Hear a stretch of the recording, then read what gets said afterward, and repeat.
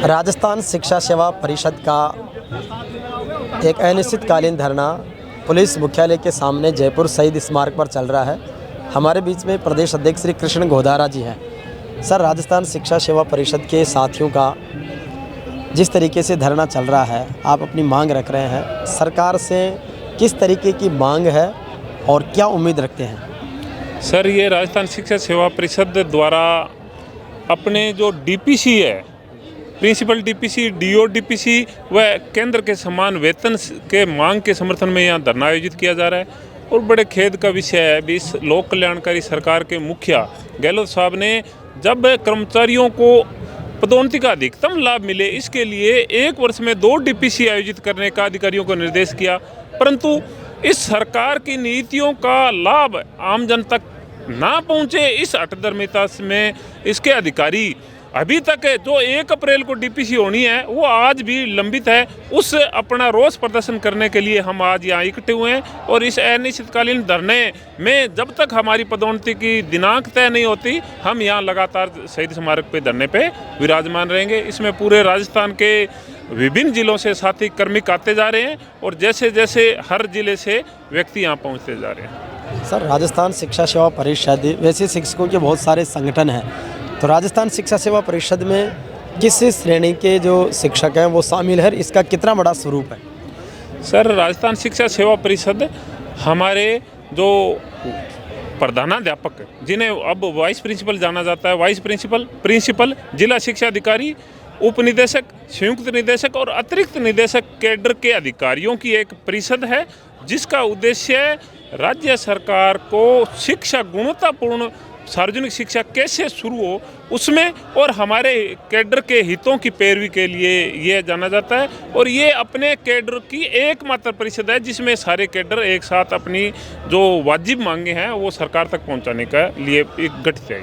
Sir, लोकतंत्र में जनता का मत और सिर गिने जाते हैं, बहुमत गिना जाता है, एक बड़ा संगठन है। वैसे शिक्षकों में बहुत सारे दर्जनों संगठन हो गए हैं, तो क्यों न एक ऐसा संयुक्त मोर्चा इस रूप से स्थापित किया जाए कि वो आपके जो कैडर के जो शिक्षक वर्ग है उनके ऊपर एक प्रेशर ग्रुप बनाया जाए, तो कहीं न कहीं कार्य की जो देरी होती है उसमें शिक्षक संगठनों में भी थोड़ा बहुत जो तालमेल नहीं होना या फिर कम संख्या में होना भी इसके कहीं न कहीं आप इसको उत्तरदायी मानते हैं?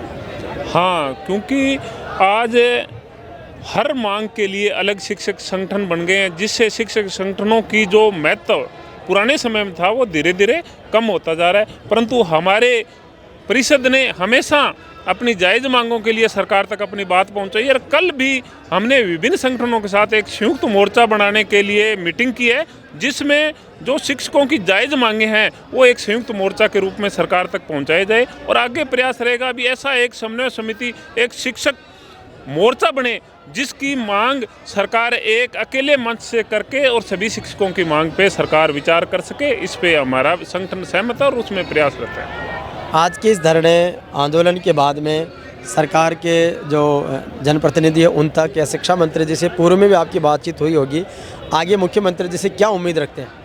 हमें मुख्यमंत्री जी पे पूरा भरोसा है। उनके पास जायज़ मांग जाते ही उन्होंने कभी भी उसमें देरी नहीं की है। हम अपनी बात मुख्यमंत्री जी तक पहुंचाने के लिए ही यहाँ इकट्ठे हुए हैं। उन्होंने अब तक परिषद की कोई भी मांग जो उचित थी उन्होंने माननी है और मुझे पूरा विश्वास है इस पे भी परिषद पे मांग पे माननीय मुख्यमंत्री जी है ना तत्काल निर्णय करके हमें पूर्व में जो उनके द्वारा किया गया वरद हस्त है वैसा ही परिषद पे अब दिखाएंगे।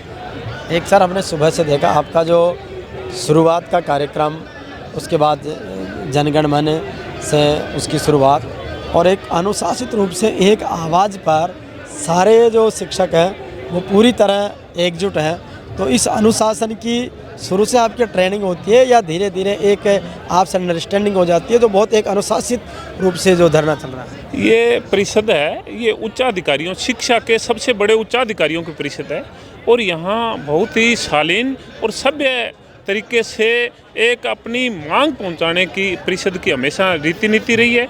और हमारा जो विरोध का और अपनी बात रखने का भी एक तरीका है। हम माँ सरस्वती की पुष्प अर्जित करके अपनी शुरुआत करके राष्ट्रगान से करते हैं और हमारे कार्यक्रम की समापन हमेशा राष्ट्रगीत के साथ होती है।